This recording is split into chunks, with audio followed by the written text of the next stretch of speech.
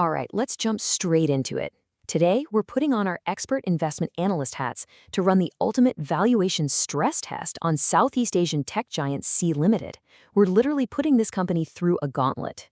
We'll test it against the timeless frameworks of legendary investors. Think Warren Buffett, Peter Lynch, and Benjamin Graham. And then we'll push it through modern financial models like discounted cash flow and sum of the parts. It's a classic clash of old school value versus new school growth.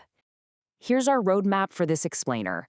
We'll start with a quick company snapshot, then view it through the Warren Buffett, Peter Lynch, and Benjamin Graham lenses, before finishing up with modern DCF and sum of the parts valuations, and finally our overall verdict. Kicking things off with Section 1, a quick company snapshot of Southeast Asia's digital giant. So, Sea Limited, trading under the ticker SE at around $104 right now, it isn't just one single business. It's actually a trio of deeply interconnected segments. First up is Shopee, their absolute powerhouse e-commerce arm. Then you've got Garena, driving digital entertainment and gaming, which, by the way, just saw its best quarter since 2021 thanks to massive hits like Free Fire. And rounding it out is Money, capturing the fast-growing digital financial services sector. Now, just look at this growth trajectory. We're talking about a company that pulled off a staggering 36.4% year-over-year revenue jump in fiscal year 25, hitting almost $23 billion. If you're out there hunting for top-line expansion in a really choppy macro environment, well, this is exactly why this stock demands your attention. Moving right along to Section 2, the Warren Buffett lens, where we're looking for deep moats and cold, hard cash. You know, Buffett loves an economic moat, and qualitatively speaking, Sea Limited passes his initial checks with flying colors. They hold the undisputed #1 market position in Southeast Asia for both e-commerce and digital lending. Plus, they boast a really solid 15.1% return on equity for FY25. Debt?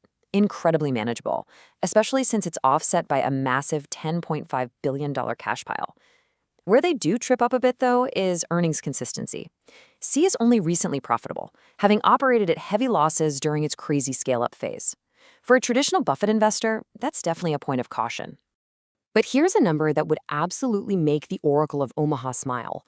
For his all-important owner earnings metric, we're looking at their FY25 free cash flow, which sat at an impressive $4.18 billion. It just proves that beneath all that hyper-growth tech exterior, this business is fundamentally wired to generate serious tangible cash. Let's pivot to Section 3, the Peter Lynch lens, where we weigh that massive growth against what the insiders are up to. Lynch would instantly slap a fast grower label on Sea Limited. Management is aggressively going after market share, prioritizing it way above immediate margin padding.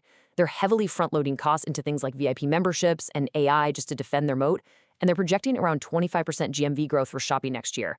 Honestly, it's a textbook Lynch growth story. But here's where Lynch's framework gives us a bit of whiplash.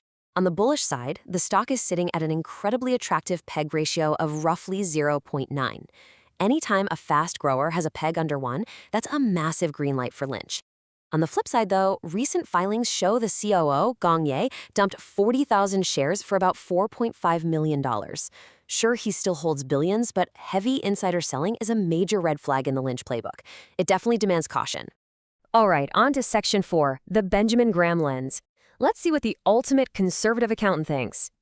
We all know Graham was famously strict, and quite frankly, Sea Limited would probably give the guy a heart attack. Yes, he'd respect their massive $54 billion scale and their pristine balance sheet where current assets of almost $24 billion totally dwarf their $15 billion in liabilities. But the valuation, it completely shatters his constraints. Zero dividend history, a forward PE of 32.8 that blows right past his absolute limit of 15, and a price to book of 4.4? Yeah, no way, he wouldn't touch it. To really hammer this home, let's explicitly calculate Graham's intrinsic value formula for the stock. Take the square root of 22.5, multiply it by an assumed FY25 EPS of $2.58, and then multiply that by the $20.14 book value per share. What does that give you? Just $34.19. Compare that to today's $104 price tag, the gap is just staggering. At current levels, Sea Limited offers absolutely zero margin of safety for a strict Graham defensive investor. Which brings us nicely to Section 5, DCF and sum of parts valuation. Because traditional deep value metrics often fall flat when evaluating high-growth tech platforms that reinvest heavily into their moats, we need to step into modern modeling. Analysts at DBS built a really fascinating sum of the parts model. Basically, they broke the company down. First, they valued e-commerce at 2 times EV to revenue. Now, that's actually a 20% discount compared to peers, which accounts for the fierce competition they're facing from TikTok Shop. But then, they gave gaming a premium multiple of 12 times EV to EBITDA because it throws off so much cash, and assigned 15 times for the booming fintech segment. Finally, they layered that massive net cash pile right on top. When you put all those pieces together, this modern approach generates a heavily upgraded target price of $148. Contrast that with Graham's ultra-conservative $34 valuation. It suggests massive potential upside, hinting that the broader market might be seriously underpricing the combined strength of these 3 distinct engines.